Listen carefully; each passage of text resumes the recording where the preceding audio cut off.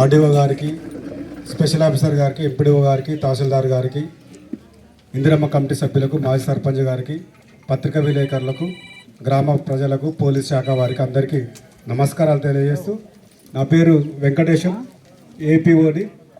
ఇందిరమ్మ ఆత్మీయ భరోసా కింద మీ గ్రామంలో 26 మంది భూమి లేని పేదలకు ఈరోజు మనం ప్రొసీడింగ్ ఇవ్వబోతున్నాము. ఇదేంటంటే ఇప్పుడు మేడం గారు చెప్పారు, ఇది నిరంతర ప్రక్రియ. ఒకవేళ ఇందులో ఏమైనా పేర్లు మిస్ అయితే మీరు ఆల్రెడీ 33 దరఖాస్తులు ఇవ్వటం జరిగింది. వాటిని కూడా వెరిఫై చేస్తాం. అందులో ఎలిజిబుల్ ఉన్న వారందరినీ కూడా మళ్ళీ ప్రొసీడింగ్ తయారు చేసి ఇవ్వటం జరుగుతుంది. కాబట్టి దయచేసి అందరూ కూడా సహకరించవలసిన కోరుతూ, షేక్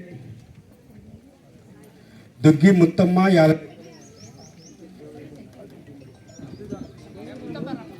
ముత్తమ్మ యాదగిరి